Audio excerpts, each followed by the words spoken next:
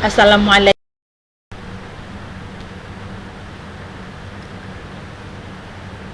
Baiklah, yang pertama kita akan bicarakan tentang catatan kaki. Apa yang dimaksud dengan catatan kaki? Catatan kaki atau yang dalam bahasa Inggrisnya footnote adalah keterangan-keterangan tentang teks yang ditempatkan pada kaki halaman karangan itu. Artinya kalau catatan kaki, keterangannya itu ditempatkan di kaki halaman, bukan di tempat lain. Nah, namun demikian, kadang-kadang ketika kita membaca sebuah literatur, sebuah karya, penulisnya menempatkan catatan-catatan di dalam karangannya dan keterangan tentang catatannya itu berada di akhir bab. Nah, ini tentu tidak catatan kaki namanya, sebab yang namanya catatan kaki itu keterangannya ada pada kaki halamannya. Oleh karena itu, penempatan yang berada bukan di kaki halaman itu adalah penempatan yang keliru. Nah, hubungan antara catatan kaki dengan teks yang dijelaskan itu biasanya dinyatakan dengan nomor-nomor penunjukan.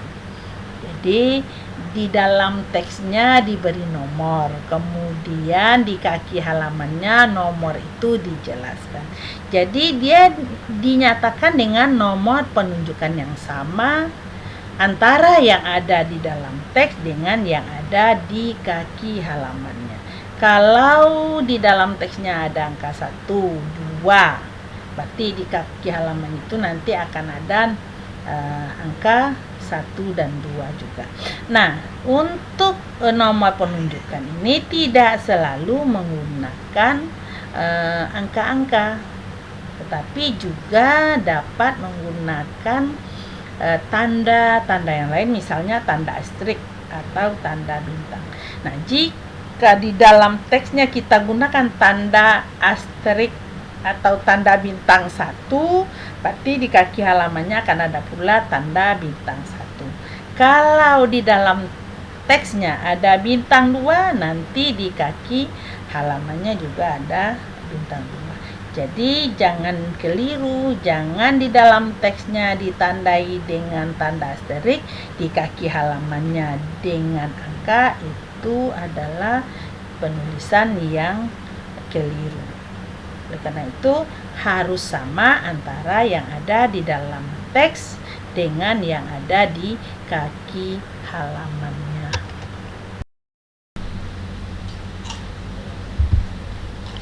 Yang perlu kita perhatikan adalah bahwa catatan kaki itu hanya digunakan untuk memberi keterangan tambahan, bukan sebagai rujukan.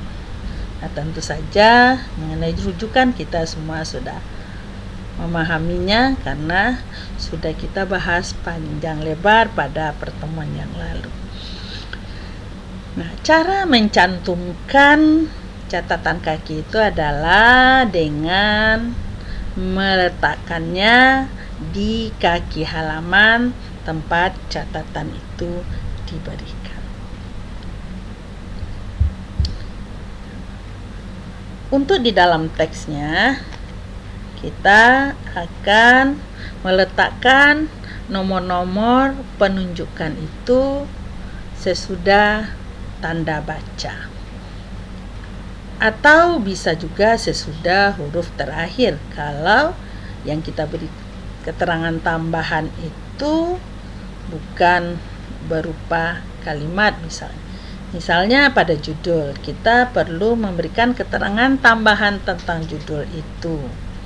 Nah, judul kan tidak memiliki tanda baca, jadi kita letakkan sesudah huruf terakhirnya. Tapi kalau teks itu berbentuk kalimat, tentu bisa saja sesudah tanda baca titik atau sesudah tanda baca tanda seru atau tanda tanya. Caranya adalah dengan menempatkan nomor-nomor itu setengah spasi di atas huruf. Jadi kita naikkan nomor-nomor penunjukan itu setengah spasi.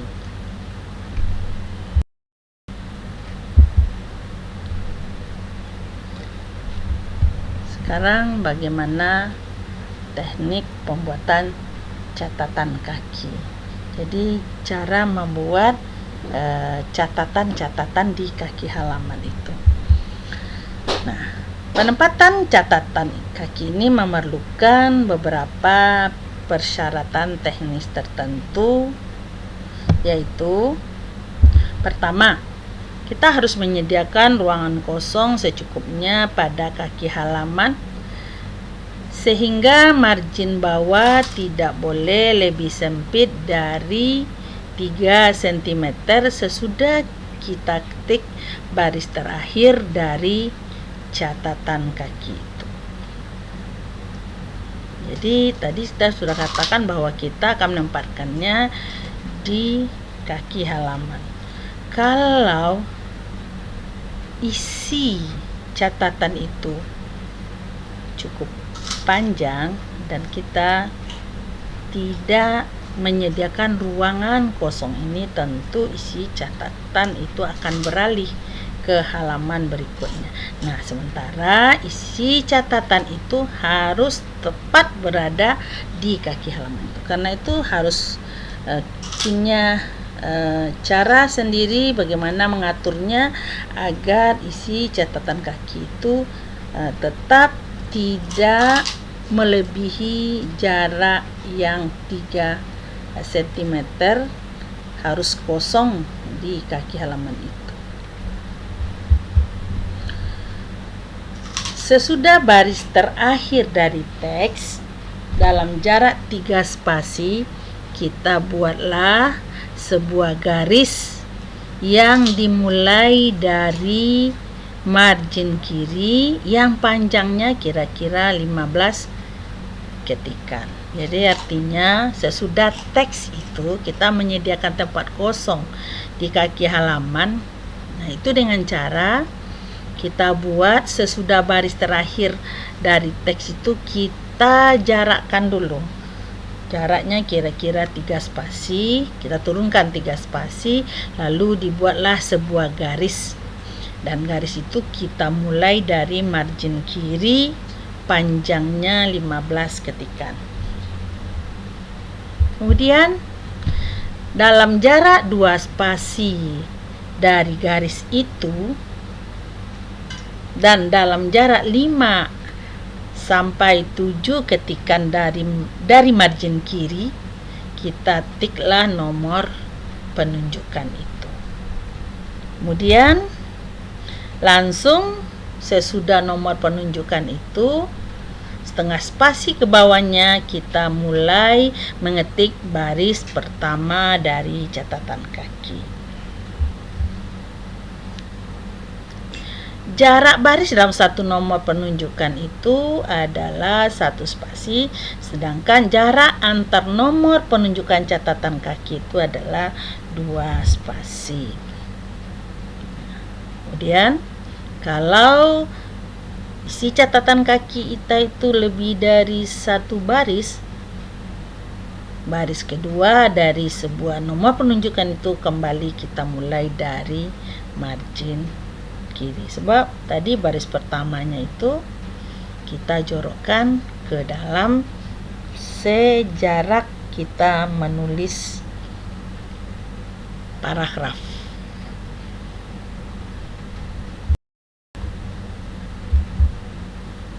Nah, ini dapat kita lihat contoh catatan kaki.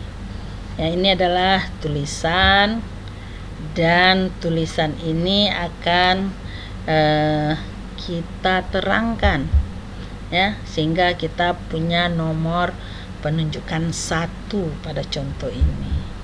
Kemudian karena sudah ada yang akan diterangkan, kita turunlah 3 spasi, lalu kita buatlah sebuah garis. Turunnya tadi 3 spasi, lalu kita buat garis sepanjang 15 ketikan. Itu sengaja saya beri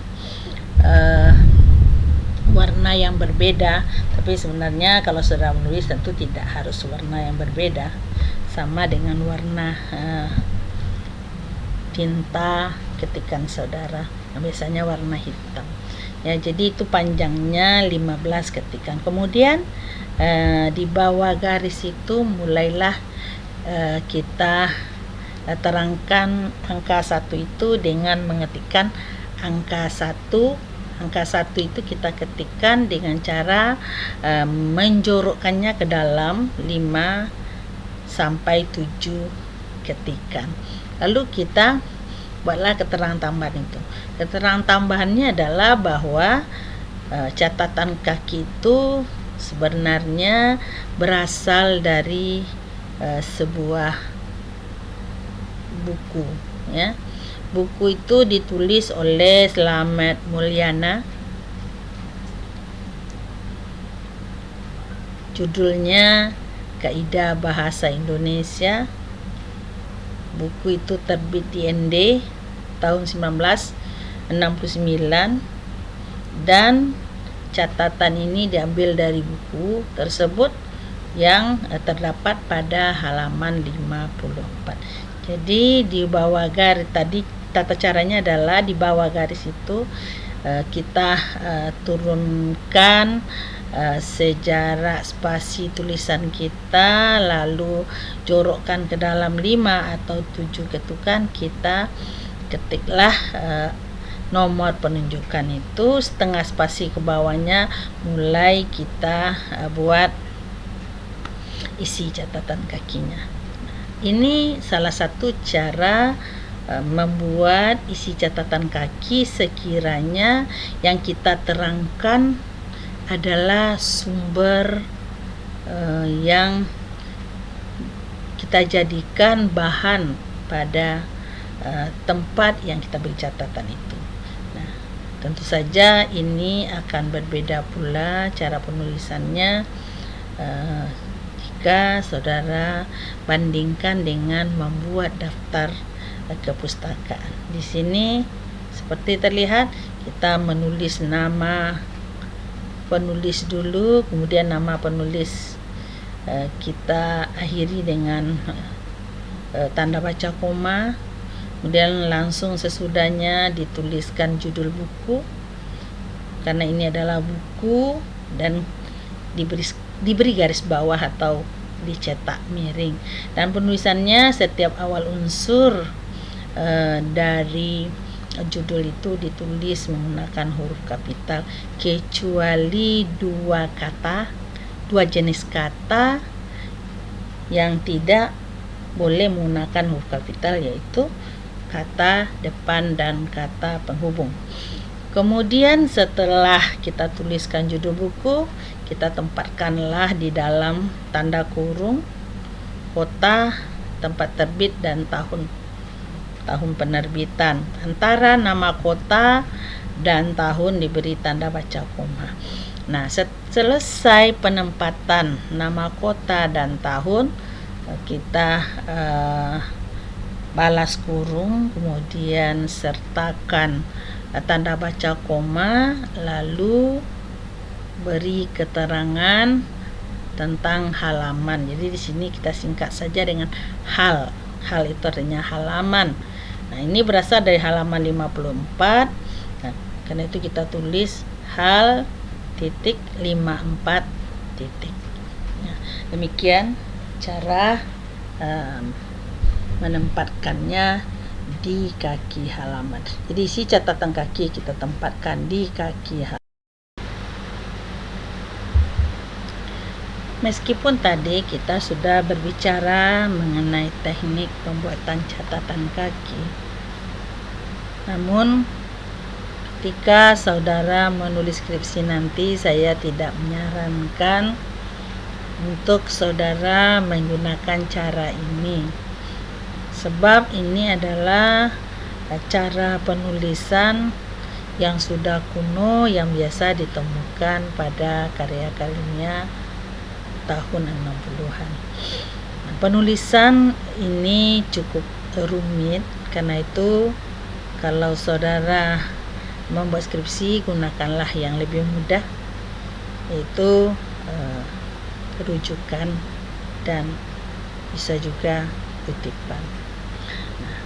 Mengapa saya katakan membuatnya rumit? Karena kita juga harus memahami beberapa istilah dalam catatan kaki itu. Apa saja istilah yang ada di dalam catatan kaki? Yang pertama, ibid. Yang kedua, objit. Yang ketiga, logit. Baik, satu persatu kita bahas ketiga istilah ini.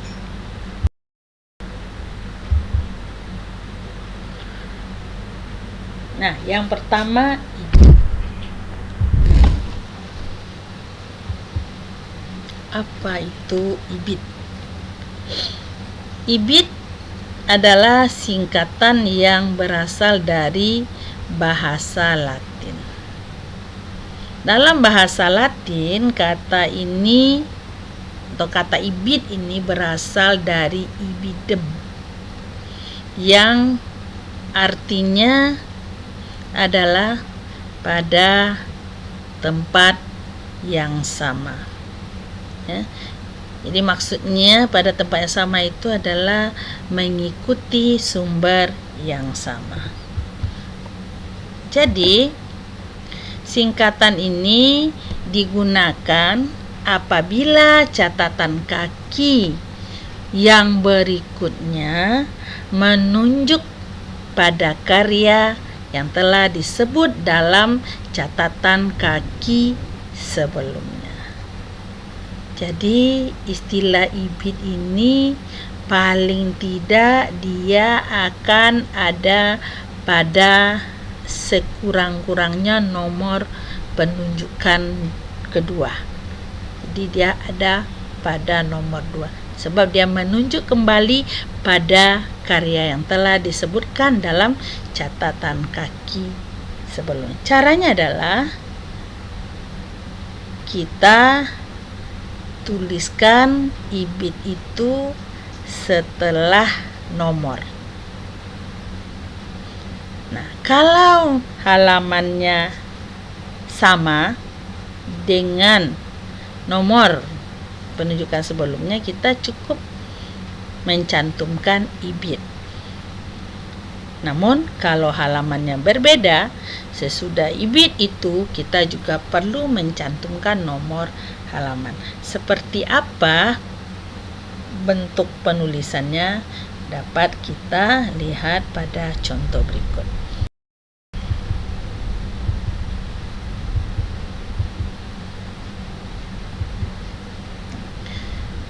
Ini pada teks ada nomor-nomor penunjukan, yaitu nomor 1, 2, dan 3. Nah, di bawah teks itu, di kaki halaman teks itu kita harus memberi keterangan tambahan karena sudah ada nomor-nomor penunjukan itu. Tadi caranya sudah jelas bahwa kita harus membuat sebuah garis, ya. Kita buat sebuah garis yang tadi sudah jelas panjangnya 15 ketikan, ya. Kemudian mulailah kita tuliskan nomor penunjukan ini. Ya, seperti tadi kita masukkan, kita jorokkan ke dalam 5 atau 7 ketikan. Itu mulailah nomor penunjukan 1 dan isi catatan kakinya. Nah, jika yang nomor 2 itu kembali berasal dari karya yang sama, yaitu dari buku Selamat Mulyana yang judulnya Kaidah Bahasa Indonesia, terbitnya di ND tahun 69. Kalau sama, kita tidak perlu membuat sepanjang itu lagi, tetapi nomor 2 setelah nomor itu kita turunkan setengah spasi, langsung kita tulis singkatan IBIT tadi. Nah, jangan lupa ya bahwa IBIT itu bahasa asing. Oleh sebab itu jangan lupa memberi garis bawah atau dicetak miring. Dan IBIT itu adalah singkatan. Karena itu tanda titik yang ada di belakang IBIT itu menandakan dia adalah singkatan. Jadi kita tidak perlu menulis panjang lagi, tapi cukup kita tuliskan IBIT. Nah, itu kalau halamannya sama, IBIT saja. Tapi kalau halamannya berbeda, nah misalnya nomor 3 kembali lagi sama, begitu lagi, tapi halamannya berbeda. Nah, kalau halamannya berbeda, kita perlu mencantumkan nomor halaman pula. Nah, begini penggunaan IBIT.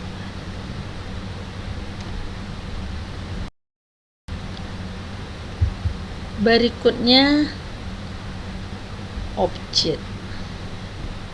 Apa yang dimaksud dengan objek? Ya, sama seperti IBIT, objek juga singkatan yang berasal dari bahasa Latin, yaitu dari kata opere citato. Ya, opere citato. Nah, berbicara tentang penggunaan kata opere, ya. Opere berarti berasal dari kata opus itu dalam bahasa Latin. Jadi kalau kita kembali berbicara tentang objek, logjet itu adalah berbicara mengenai karya, ya. Juga IBIT itu berbicara mengenai karya yang kita jadikan sebagai sumber di dalam tulisan kita. Nah, dalam dunia tulis menulis, penggunaan karya orang itu untuk menunjang karya pribadi itu dapat penulis itu dapat kita kelompokkan menjadi 2. Yang pertama disebut dengan opus, yang kedua disebut dengan locus. Jadi ini harus dipahami dari sini, sebab sampai pada bibliografi nanti pun kita akan bicara opus dan locus itu. Jadi yang dikatakan dengan opus adalah semua karya yang diterbitkan yang punya ISBN. Itu namanya opus. Jadi opus itu adalah buku. Ada penerbit dan ada nama penerbit, ada kota atau tempat terbitnya, itu disebut dengan opus. Sedangkan karya lain selain dari buku bisa berupa tulisan di jurnal, di koran-koran, itu tidak disebut sebagai opus. Dia tidak punya ISBN. Nah, karya seperti ini disebut locus. Termasuk juga skripsi yang ada di perpustakaan, itu tidak opus sebab dia tidak terbit. Nah, karena itu ini perlu dipahami betul apa yang dimaksud dengan opus dan apa yang dimaksud dengan locus. Nah, karena 2 istilah ini yang kita bicarakan ini, ada objek dan ada logjet, itu berasal dari opus dan locus itu. Nah, jadi objek itu adalah singkatan dari opere citato, yang artinya adalah pada karya yang telah dikutip. Nah, tentu saja memahami karya di sini agak rumit, sebab kalau dalam pikiran kita pasti saja semua yang dituliskan itu adalah karya. Namun yang dimaksud dengan karya di sini adalah buku. Jadi singkatan ini digunakan apabila catatan kaki itu menunjuk kembali pada sumber yang telah disebutkan sebelumnya, tetapi diselingi oleh sumber yang lain. Jadi artinya ini setidak-tidaknya itu mulai dari nomor 3. Dan yang ditunjuk kembali itu adalah buku. Makanya kita gunakan opus. Jadi penulisannya adalah dengan menuliskan singkatan objek itu setelah nama singkat pengarangnya. Ya, untuk contohnya kita lihat berikut ini.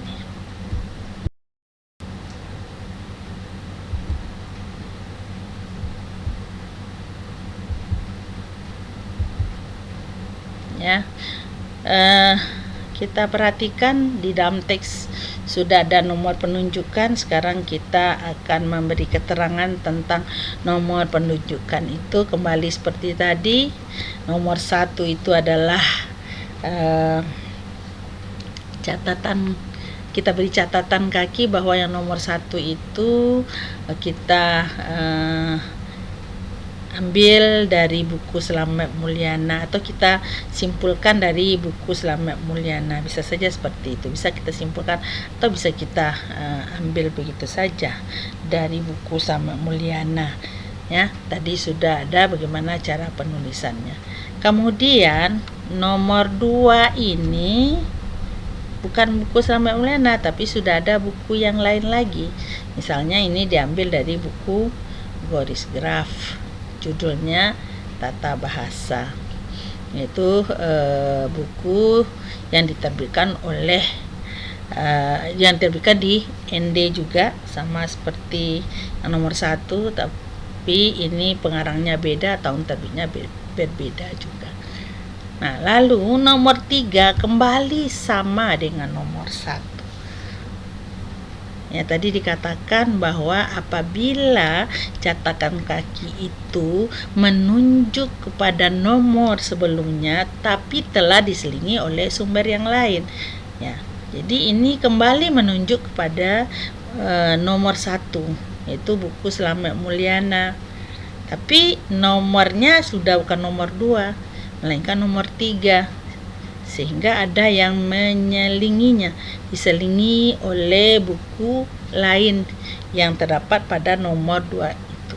Nah, untuk hal seperti ini kita tidak perlu menuliskannya panjang seperti nomor 1, tapi kita tuliskan saja nama singkat pengarang. Nama singkat pengarang artinya nama belakang biasanya, nama paling belakang, Mulyana, lalu untuk yang lainnya wakili dengan kata op titik cit titik.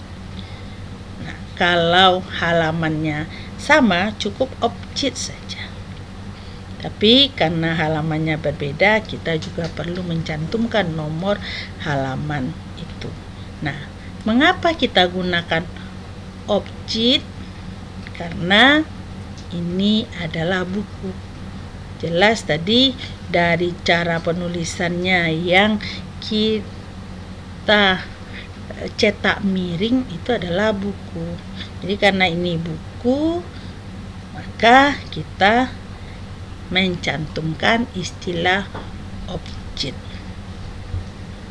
Nah, ini tentu saja kalau ada nomor 4 sama dengan nomor 2 misalnya, atau nomor 4 sama dengan nomor 1, itu tidak akan perlu lagi menggunakan tulisan yang panjang itu. Misalnya nomor 4 sama dengan nomor 1, kita akan menuliskan ibit.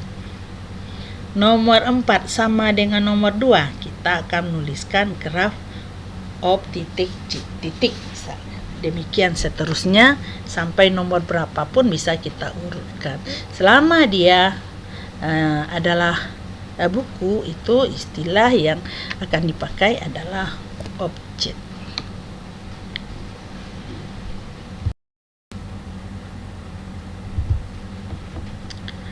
Berikutnya logchit.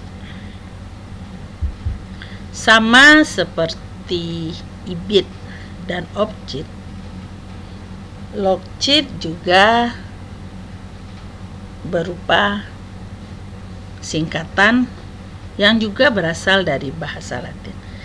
Logchit berasal dari kata loco citato yang artinya adalah pada tempat yang telah dikutip. Nah, tentu saja kalau kita pahami dari pengertian ini itu akan sulit sekali memahaminya apa itu tempat. Ya. Nah, berbicara mengenai tempat itu terjemahan lurus dari kata locus. Jadi loco citato itu kata loco berasal dari locus yang dapat dimaknai sebagai tempat. Nah, tentu saja kita akan kebingungan kalau di dalam karangan kita menyebut tempat. Apa itu tempat? Ya, jadi yang dimaksud dengan tempat di sini atau lokus di sini adalah semua karya yang belum atau yang tidak diterbitkan, dan karya itu kita gunakan di dalam literatur kita. Nah, kita gunakan logcit itu untuk menyebut atau untuk menunjuk pada tulisan yang belum diterbitkan, yang telah disebutkan sebelumnya, tetapi telah diselingi oleh sumber yang lain. Jadi ini juga sama seperti objek, tidak mungkin ini nomor 1 dan tidak mungkin ini nomor 2. Ini setidaknya nomor penunjukannya adalah nomor 3. Jadi paling tidak nomor 3, ya bisa nomor 4, bisa nomor 5 dan seterusnya. Tetapi pada nomor itu kita pakai kata singkatan logcit itu kalau ia bukan karya yang diterbitkan dan tempatnya juga menunjuk kembali kepada nomor yang telah disebutkan sebelumnya. Jadi locus dan opus tolong dipahami betul. Ini tidak hanya berlaku untuk catatan kaki, tapi juga nanti sampai bibliografi. Jadi karena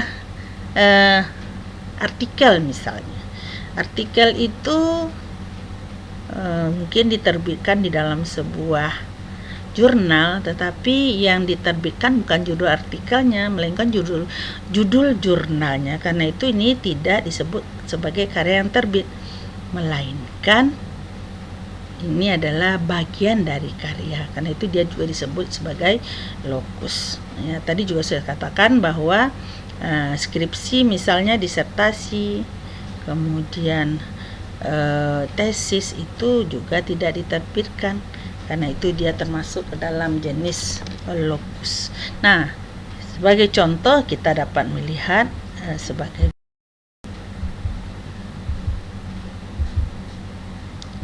Nah, itu dapat disaksikan pada contohnya ada angka penunjukan 1, 2, dan 3.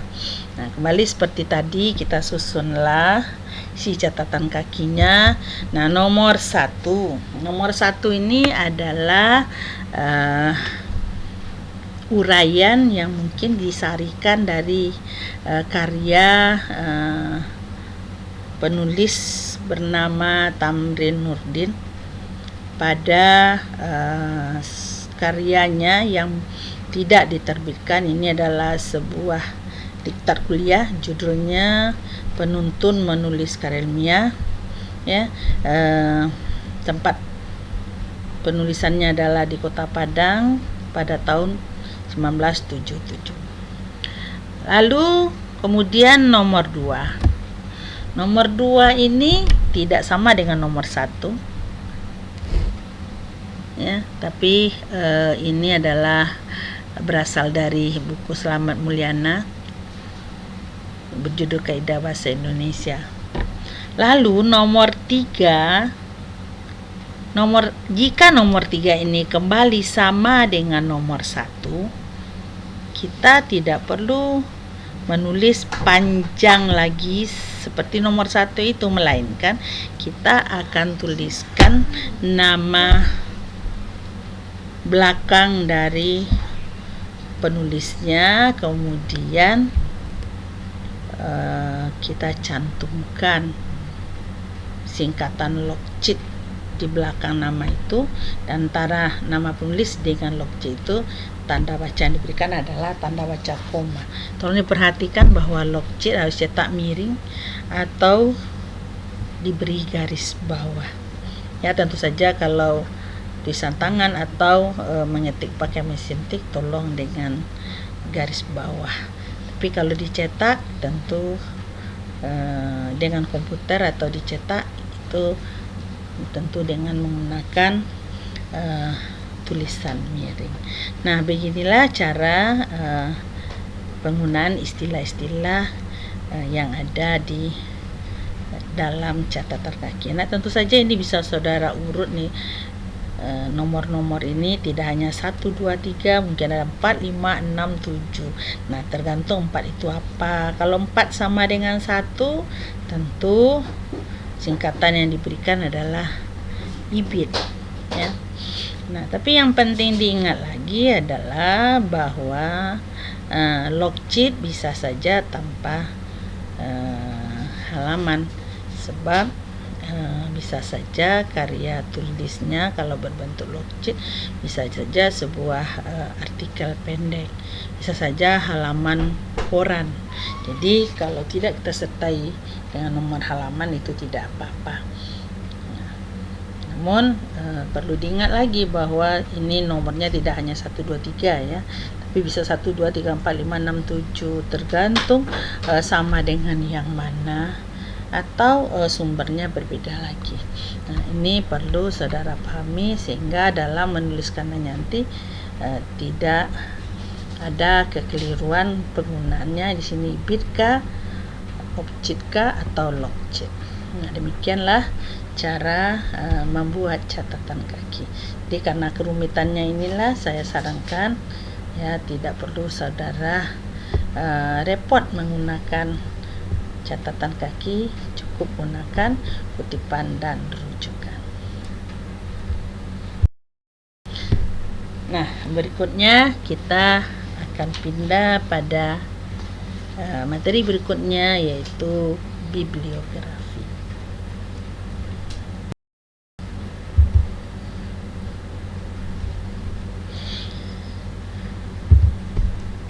Ya. Mungkin ketika disebutkan bibliografi itu tidak umum orang tahu, tetapi kalau saya sebut daftar kepustakaan, mungkin kita semua sudah tahu bahwa daftar kepustakaan atau bibliografi itu adalah prasyarat ilmiahnya sebuah karangan. Jadi tanpa kita buatkan daftar kepustakaan itu karya ilmiah kita menjadi tidak ilmiah. Meskipun saudara sudah menulis ilmiah, tapi belum ada daftar kepustakaan, belum bisa disebut karyanya ilmiah. Oleh karena itu, bibliografi atau daftar kepustakaan itu adalah prasyarat untuk sebuah karya tulis ilmiah. Oleh sebab itu, kita bahas bagaimana cara penyusunan bibliografi ini. Bibliografi atau daftar kepustakaan itu kita susun secara alfabetis berdasarkan nama pengarang. Ya, secara alfabetis artinya disusun A di atas, B berikutnya, C berikutnya, terakhir Z.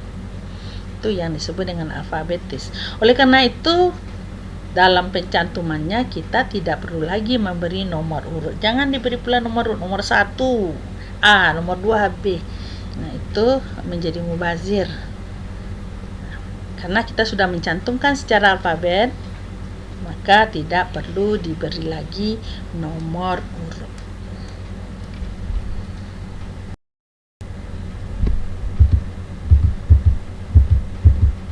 Jadi sesudah nama kota, kemudian kita lanjutkan dengan nama penerbit. Baik satu persatu bagaimana cara penulisan yang tepat sesuai dengan kaidah bahasa Indonesia, kita akan uraikan masing-masingnya.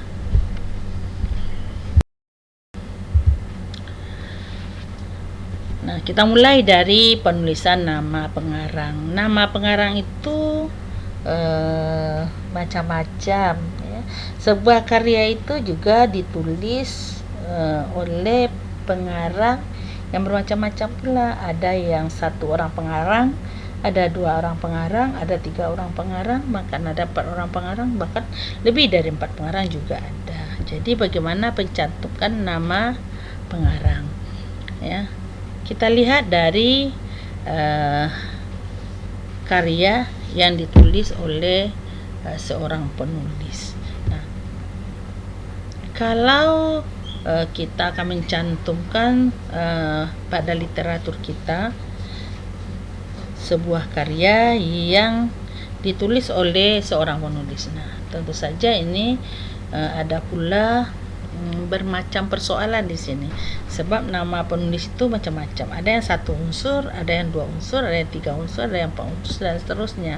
Sekarang kita coba dulu melihat yang pertama, kalau nama pengarangnya itu terdiri atas 1 unsur. Kalau 1 unsur tentu tidak ada kesulitan di sini, cukup cantumkan nama penulis itu secara lengkap. Misalnya nama penulisnya Basuki, ya, kita tulis saja Basuki, ya, setelah nama pengarang beri tanda baca titik. Namun jika karya itu ditulis oleh seorang penulis, tapi penulis itu namanya terdiri atas beberapa unsur, nah kita lihat kembali. Ini kalau nama pengarang itu terdiri atas 2 unsur atau lebih, itu biasanya pencantumannya dibalik dengan cara menempatkan unsur nama yang terakhir di bagian depan, dan antara unsur nama yang dibalik itu kita batasi dengan tanda baca koma.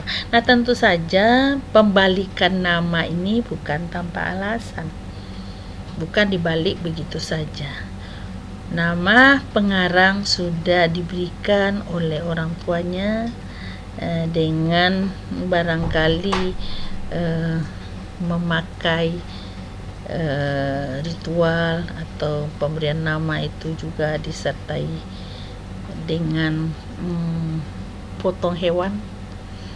Tapi ketika dia menjadi seorang pengarang, kita dengan seenaknya memutar balik nama orang. Pembalikan ini tentu ada alasannya. Kita tahu tadi ketika berbicara tentang catatan kaki itu, saudara sudah melihat istilah-istilah yang berasal dari bahasa asing. Nah, kita tidak bisa menafikan bahwa ilmu itu berasal dari Barat, dan pada umumnya orang-orang di Barat dan hampir di seluruh dunia ada nama keluarga atau ada marga.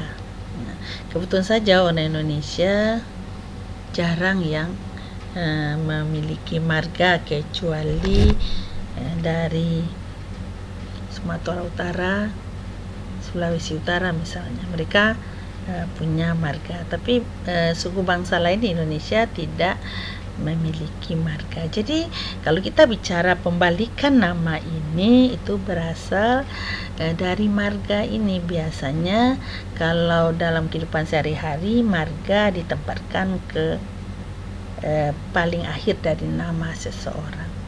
Nah, pada saat karangannya digunakan, kita harus membalikkannya, yaitu mencantumkan yang lahir dahulu lebih dulu.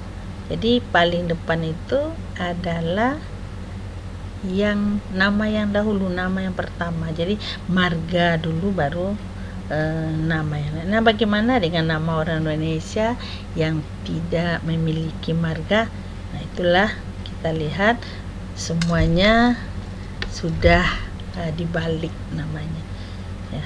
Memang sulit juga kalau tidak dibalik, karena kita sendiri kadang-kadang meskipun itu tidak marga, tetapi nama orang tua diletakkan di belakang. Nah, orang tua tentu lebih dulu lahir daripada kita, sehingga nama orang tua itulah yang harusnya ke depan, makanya nama dibalik. Jadi kalau nanti sudah yakin sekali bahwa itu tidak ada nama keluarga, tidak ada marga, ya, jadi tidak ada yang lebih dulu lahir, maka ya tidak perlu dibalik. Tapi kalau saudara merasa perlu membalik juga tidak apa-apa, tapi yakin betul kita bahwa itu tidak perlu dibalik, ya tidak usah dibalik. Nah, caranya adalah kita menempatkan nama paling belakang itu menjadi paling depan. Nah, ini ada yang 2 unsur, 3 unsur, 4 unsur, ya sama saja. Yang 2, 3, dan 4 itu sama saja. Ambil saja nama akhirnya, letakkan ke depan, beri tanda baca koma, lalu susunlah nama yang lainnya sesuai dengan susunan. Jangan pula saudara balik semuanya.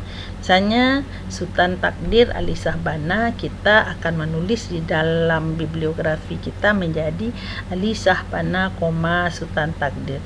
Jangan ditulis pula nanti Alisah Bana Takdir, Alisah Bana, Takdir Sultan, jangan. Ya, tapi tuliskanlah Alisah Bana, Sultan Takdir. Begitu juga dengan I Gusti Ngurah Oka. Kita akan tuliskan Oka, I Gusti Ngurah. Jangan dibalik semua. Jangan Oka, Ngurah Gusti I. Itu salah. Ya, jadi yang benarnya nama belakang ditaruh paling depan, lalu yang lainnya susunannya seperti sedia kala. Itu untuk yang karya ditulis oleh seorang penulis. Bagaimana pula kalau literatur yang kita gunakan itu lebih dari, ya, bagaimana pula kalau literatur itu penulisnya lebih dari 1 orang. Sekarang kita lihat yang penulisnya 2 atau 3 orang. Untuk karya yang ditulis oleh 2 atau 3 orang penulis, nama pengarangnya dituliskan seluruhnya. Tetapi unsur nama yang ditulis terbalik adalah nama penulis pertama saja. Jadi jangan dibalik semuanya. Kalau ada 2-3 orang, balikkanlah nama penulis pertama saja. Nama penulis kedua dan ketiga tidak perlu dibalik. Mari kita lihat contohnya. Ini pada bukunya, pada sampul buku itu tertulis 2 orang pengarang. Yang pertama adalah E. Zainal Arifin, yang kedua S. Amran Tasai. Nah, ketika kita pindahkan ke dalam bibliografi kita, yang kita tuliskan nama pertama dulu dibalik, ya. Jadi E. Zainal Arifin itu dibalik menjadi Arifin, E. Zainal. Nama keduanya S. Amran Tasai tidak perlu lagi kita balik, sehingga kita akan menuliskan nama S. Amran Tasai apa adanya seperti yang ada di bukunya. Itu untuk yang 2 orang penulis. Nah, jika 3 orang penulis, kita juga membuatnya sama seperti untuk 2 orang penulis itu. Yang dibalik adalah nama penulis pertama. Jadi akan menjadi seperti ini di dalam bibliografinya. Nawawi, Imam, Ahmad Subagio. Ahmad Subagio tidak perlu kita balik karena dia penulis kedua. Dan yang nomor 3 tidak perlu kita balik, ya, karena yang dibalik hanya nama penulis pertama. Nah, coba bayangkan sekiranya kita balik semua, betapa banyak komanya. Jadi tidak perlu dibalik, yang dibalik adalah nama penulis pertama. Itu kalau penulisnya 2 atau 3 orang.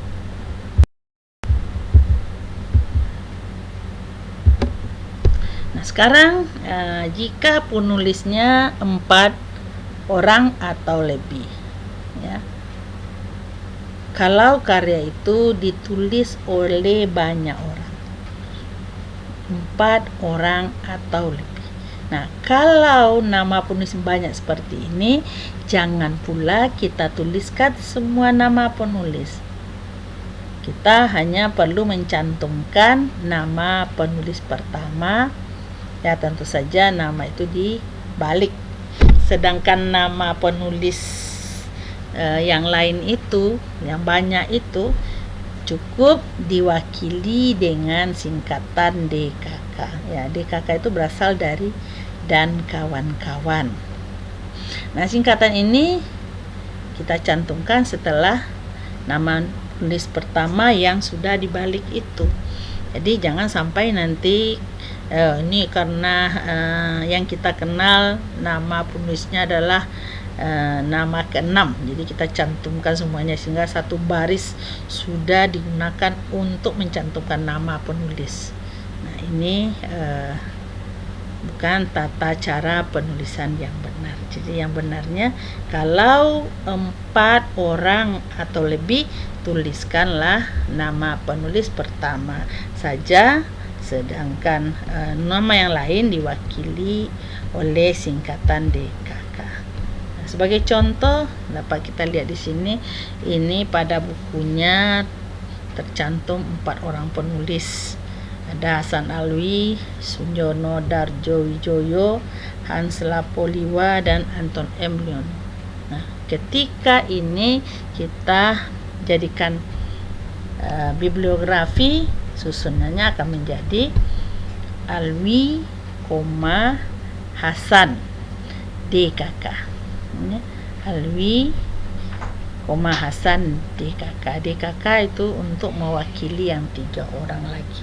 Begitu guys, terusnya kalau ada 4 orang berarti DKK mewakili 4 orang. Kalau ada 5 orang ya DKK juga mewakili 5 orang. Demikian cara penulisan nama pengarangnya. Namun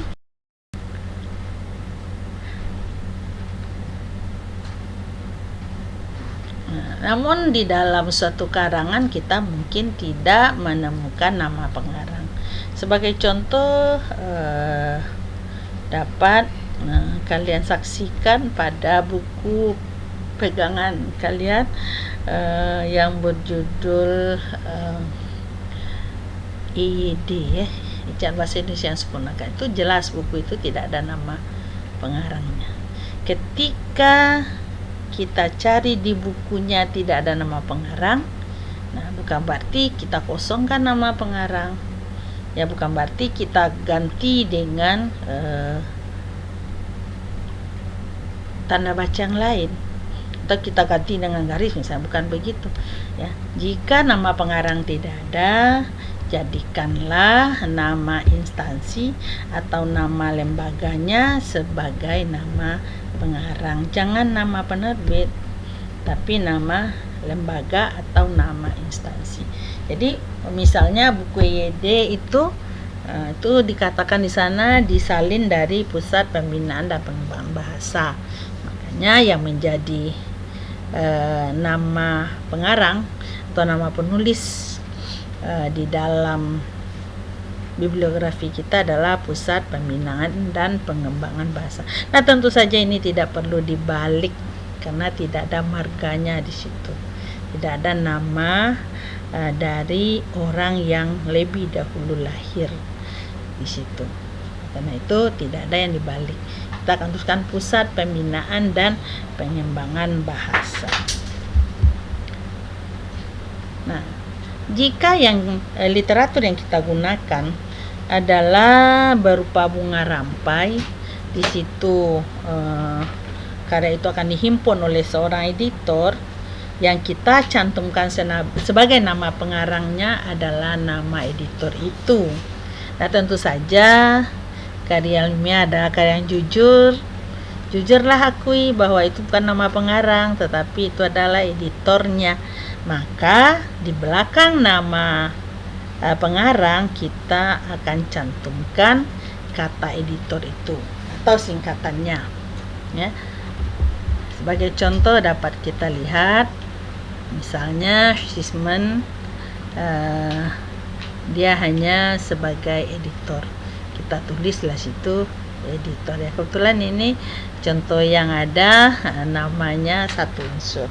Kalau namanya dua unsur tentu perlu dibalik dulu, baru di dalam kurung tempatkan editor, atau di dalam kurung itu singkatan dari editor, add saja ya. Begitu kalau itu sebuah bunga rampai.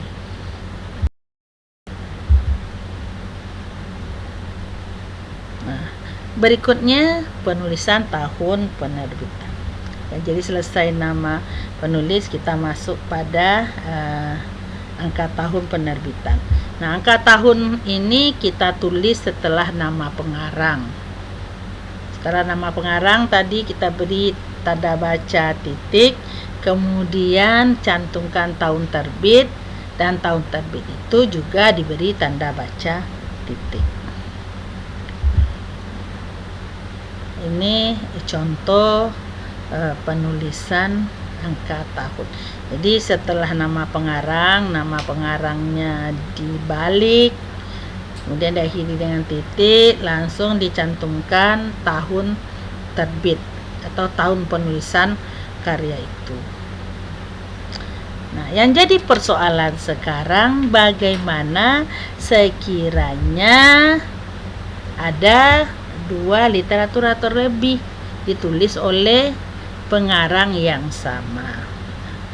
Nah, oleh pengarang yang sama, kadang penerbitannya berbeda tahunnya. Untuk hal ini, biasanya yang kita tuliskan di atas adalah yang terbitnya lebih awal atau ditulisnya lebih awal. Nah, yang berikutnya, yang nomor berikutnya itu tergantung tahunnya lagi. Kalau ada 3 ya, jadi makin baru itu makin ke bawah, yang dahulu di atas, yang kemudian di bawah. Nah, kita sering menemukan apabila nama penulis sama, orang akan menggantinya dengan garis panjang nama itu. Itu tidak perlu ditiru karena itu adalah penulisan yang tidak benar.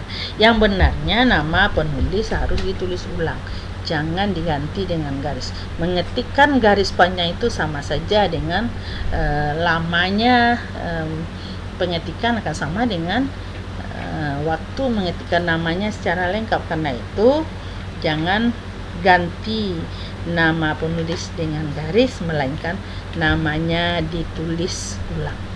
Nah, ini contoh sekiranya nama penulisnya sama.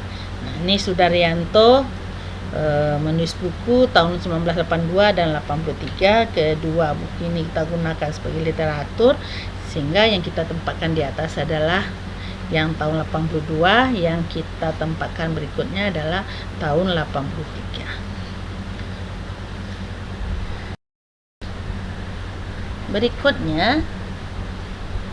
Berikutnya yang masalah adalah kalau tahun penerbitannya sama.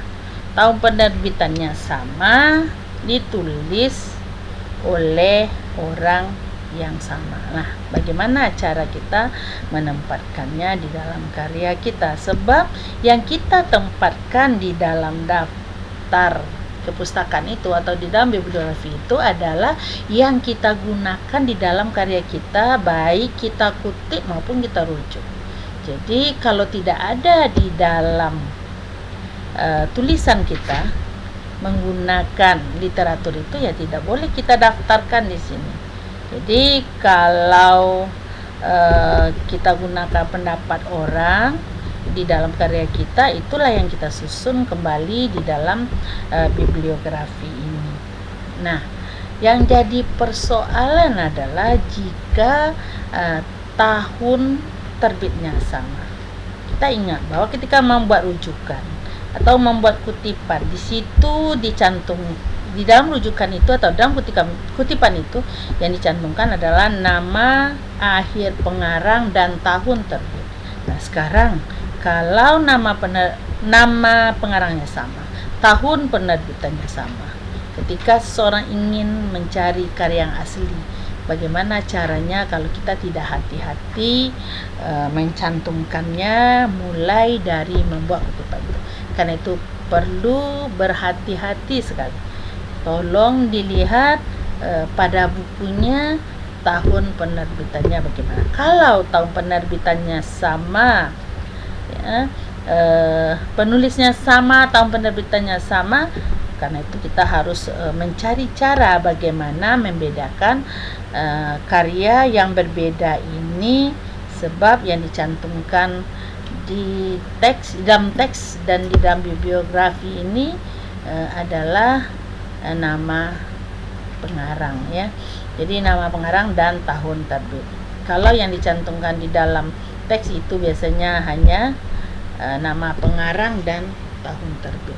Nah, tapi kalau pada bibliografi nanti ada judul karangan, namun dia harus sejalan dengan yang ada di dalam teks. Makanya perlu diberi penanda.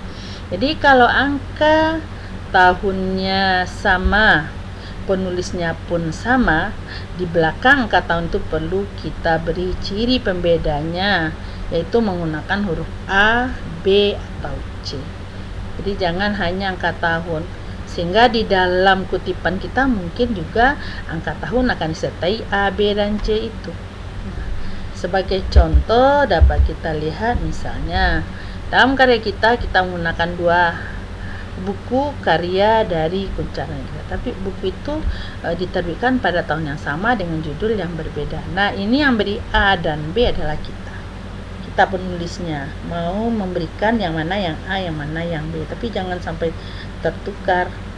Di dalam bibliografinya A-nya lain lagi, di dalam teksnya A-nya lain lagi.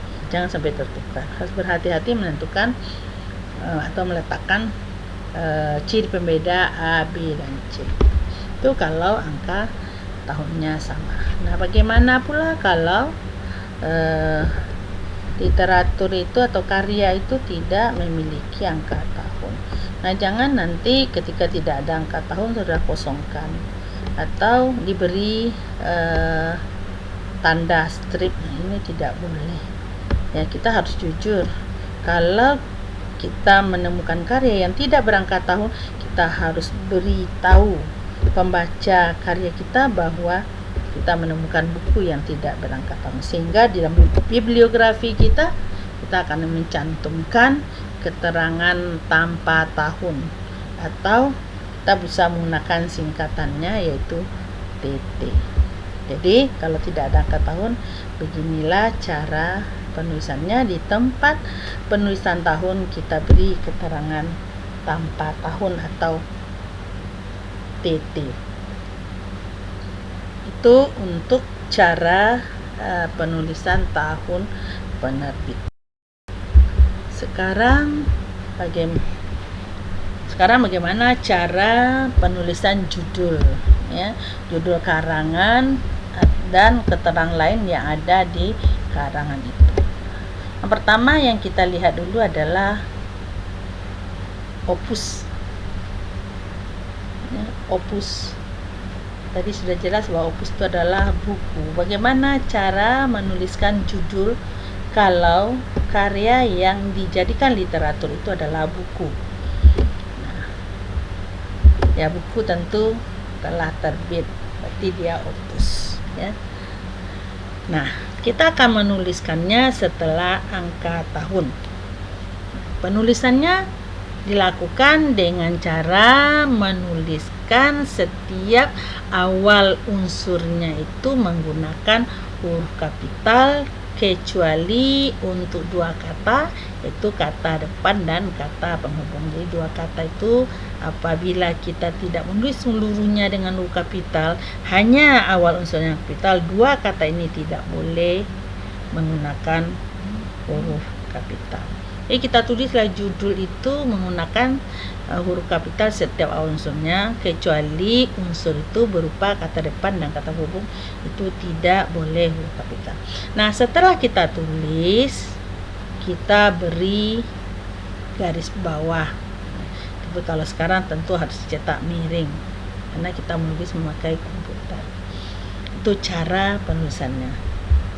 Ya, untuk contohnya dapat kita lihat sebagai berikut. Ya. Kata depan atau preposisi dalam bahasa Indonesia itu adalah judul dari karya M. Ramlan yang terbit tahun 1980. Sehingga kita cantumkanlah setelah angka tahun itu judul, kata depan atau preposisi dalam bahasa Indonesia.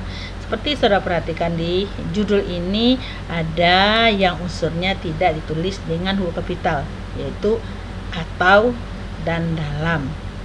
Sebab ini adalah kata yang tidak boleh ditulis dengan huruf kapital.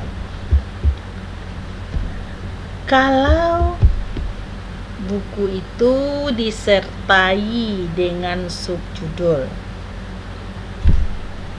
antara judul utama dan subjudulnya dibatasi dengan tanda baca titik dua.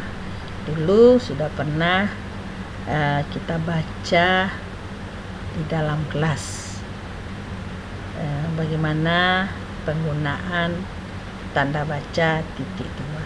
Ketika menuliskan judul, kita menulis judul pun pada halaman judul kita akan membatasi kalau judul kita punya subjudul dengan titik dua. Di antara judul utama dan subjudulnya dibatasi dengan titik dua. Nah, selain itu, jika buku yang kita gunakan itu disertai pula dengan keterangan lain, misalnya ada jilid, ada cetakan. Nah, tentu saja untuk sebuah kejujuran ini perlu kita cantumkan. Nah, kita cantumkanlah keterangan itu setelah judul bukunya. Nah, sebagai contoh dapat dilihat pada slide ini. Ya, buku yang ditulis oleh M. Ramlan tahun 1983, dia judul bukunya adalah morfologi, dan di situ ada subjudul. Nah, antara subjudul dengan judul pisahkan dengan tanda baca titik dua. Nah, karena ini buku tentu dicetak miring. Itu kalau yang kita jadikan literatur kita adalah buku. Kalau ini adalah opus. Kalau opus, beginilah cara penulisannya. Nah, misalnya yang lain, ini ada buku yang diterbitkan oleh penerbit yang lain atau penulis yang lain. Nah, kemudian di situ nanti mungkin ada keterangannya tentang jilid, ya. Misalnya jilid kedua, atau mungkin ada keterangannya cetakan, ya. Kita bisa menempatkan keterangan itu setelah judul. Misalnya ini buku Seni Menuangkan Gagasan, ada beberapa cetakan. Kita gunakan yang cetakan pertama, sehingga di belakang judulnya kita beri cet 1. Bisa di singkatnya, atau kalau ingin ditulis lengkap ya tidak perlu pakai titik, di situ cetakan 1, cetakan pertama. Jadi kita bisa mencantumkan keterangan itu di belakang judulnya. Nah, sekarang kita beralih pada lokus atau karya tulis yang tidak terbit atau belum diterbitkan, ya. Nah, tentu saja ini berbeda cara penulisannya, penulisan judul ini dengan pada opus tadi. Jadi ini lokus, berbeda cara penulisannya dengan opus. Nah, kalau pada opus kita harus menggarisbawahinya atau perlu mencetak miring, ya. Pada lokus itu tidak perlu kita lakukan, sebab kalau untuk lokus ini judul harus ditempatkan di antara tanda petik. Nah, dapat saudara lihat pada contoh berikut. ini adalah sebuah diktat kuliah tidak terbit, sehingga judul itu kita letakkan di antara tanda petik. Saya sengaja menyelesaikan penulisannya, tidak hanya contoh sampai judul itu, karena ini tidak opus tapi lokus yang berupa diktat kuliah. Jadi karena ini jelas lokus ya, ini adalah diktat kuliah, makanya kita beri pula keterangan diktat kuliah di situ di belakang judul itu. Kemudian kalau ini berasal dari koran, berasal dari majalah misalnya.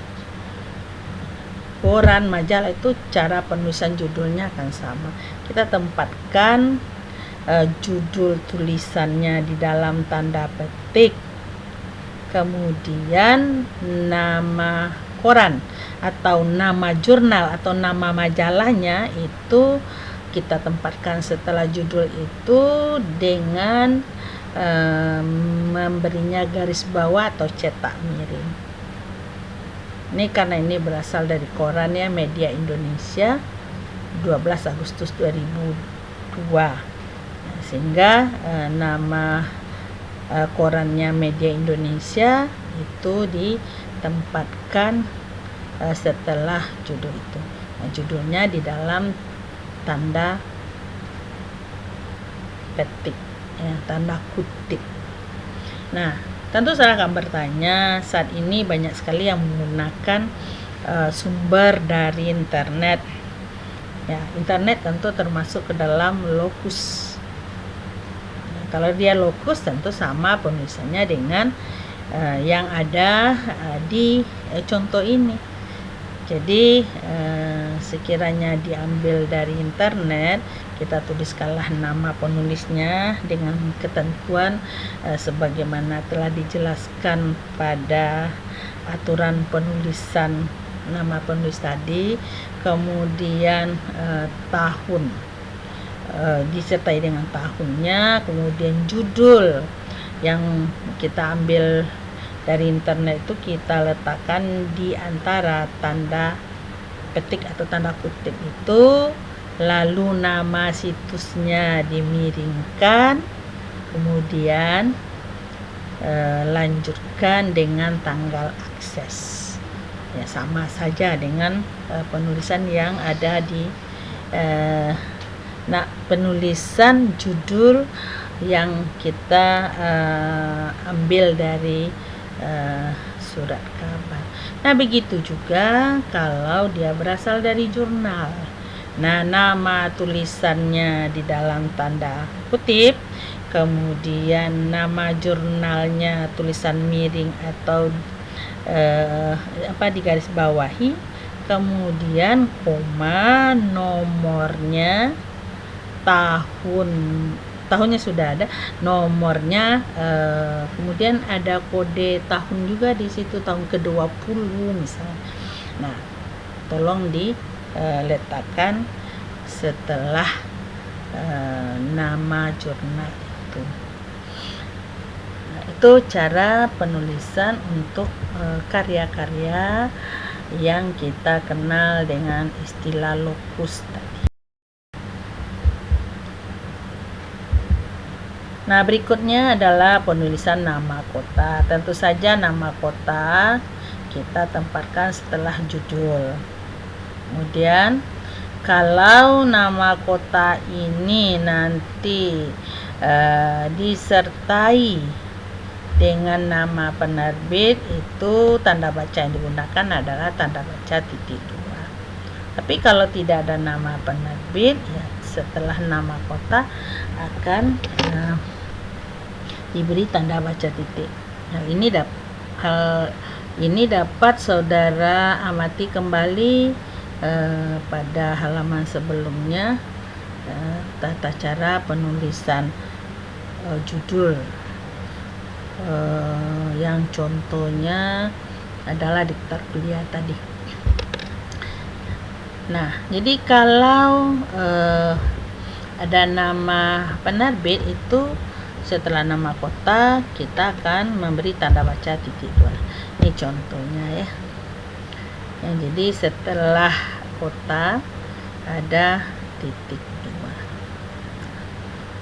Ini sebagai contoh di sini kita ambil judul buku komposisi yang ditulis oleh Goris Craft tahun 88. Nah, kalau buku yang kita gunakan itu berasal dari cetakan tertentu, ya kita cantumkan di sini. Di sini berasal dari cetakan keempat, sehingga kita buatlah cetakan keempat. Kemudian baru nama kotanya. Nama kotanya adalah Inde di Flores. Itu cara menempatkan nama kota. Kemudian ya tentu saja ini contoh kedua, nama kotanya adalah Jakarta. Nah, kita lanjutkan ke nama penerbit supaya jelas kelihatan bagaimana pencantuman nama kota dan nama penerbit itu. Nah, jadi setelah nama kota dicantumkanlah nama penerbit. Kemudian setelah nama penerbit ini kita beri tanda baca titik. Nah, misalnya ini buku Anton M. Mulyono berjudul Kembara Bahasa, diterbitkan di Jakarta pada tahun 1988 oleh PT Gramedia. Nah, jadi yang terakhir kita cantumkan dalam bibliografi itu adalah PT Gramedia. Kemudian tanda bacanya titik. Nah, tolong dipelajari kembali mengapa pada awal-awal kuliah dulu saya menekankan betul bagaimana membuat singkatan, membuat akronim. Nah, di sini pada bagian bibliografi saya akan bertemu beberapa singkatan kembali ketika menyusun bibliografi itu. Saudara bertemu dengan buku, ada yang penerbitnya berupa PT. Nah, jangan dibuat pula nanti P.T. Itu salah. Jadi penulisannya adalah PT tanpa tanda baca. Nah, ini contoh lain. Mungkin CV itu juga tidak perlu pakai titik. Jadi semua yang kita bahas dari awal, bagaimana menempatkan tanda baca, menempatkan huruf kapital, menempatkan tulisan miring, nah itu akan bertemu kembali pada semua tulisan saudara sampai membuat bibliografi. Karena itu tolong diperhatikan betul itu. Tolong dipelajari kembali sekiranya belum mantap pemahamannya. Jadi agar bisa saudara mengerjakan sesuai dengan kaidah berbahasa, tolong dipelajari semua lagi. Nah, yang lengkap ya. Untuk contoh yang lebih lengkapnya, ini sengaja saya mencarikan buku-buku yang penulisnya bisa kita susun sebagai secara alfabetis ya, bentuk abjad itu. Ini saya carikan buku yang betul-betul ABC. Nah, ini adalah contoh halaman bibliografi itu. Nah, tentu saja pada halaman ini judulnya adalah daftar kepustakaan, atau saudara bisa juga menggunakan bibliografi. Nah, tapi harus konsisten ya. Kalau pakai daftar kepustakaan pakailah itu, mau pakai bibliografi juga pakailah. Nah, kemudian ketika kita mengetik, jarak ketikan kita, jarak antar baris kita adalah 2 spasi. Maka ketika membuat judul itu untuk pindah ke baris berikutnya itu, dari judul itu harus turun 2 kali jarak ketikan, sehingga turunnya 4 spasi. Ya, kalau saudara menulisnya 1,5 spasi, tentu ini 3 spasi saja. Nah, caranya adalah kita turunkan, lalu dari margin kiri kita mulai mengetik nama penulis. Ya, tentu saja yang abjadnya A paling atas. A itu setelah namanya balik tadi, ya, sehingga kita tulis la a. Nah, dalam penulisan ini kita mulai dari margin kiri. Sekiranya kita tidak selesai menuliskan bibliografi untuk penulis pertama ini dalam satu baris dan terpaksa pindah ke baris kedua.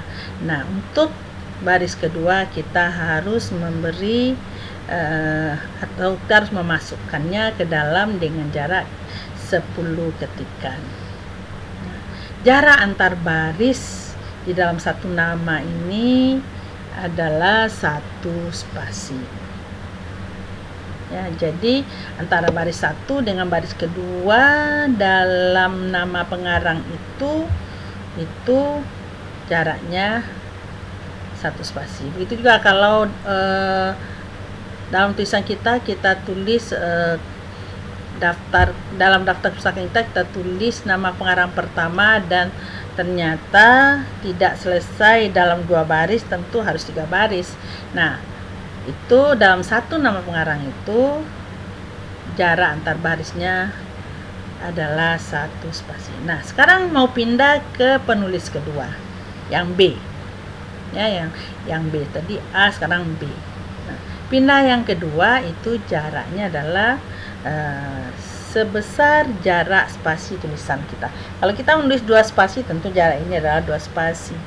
Kalau kita menulisnya 1,5 spasi, tentu ini akan berjarak 1,5 spasi. Nah, begitulah tata cara penulisan bibliografi atau daftar perpustakaan. Demikian seterusnya kita susunlah berapa banyak literatur yang kita gunakan di dalam tulisan kita yang berupa kutipan dan rujukan yang telah dibuat itu, dan disusunlah di sini. Nah, demikianlah perkuliahan kita 1 semester. Akhirnya hari ini berakhir juga pertemuan 1 semester itu.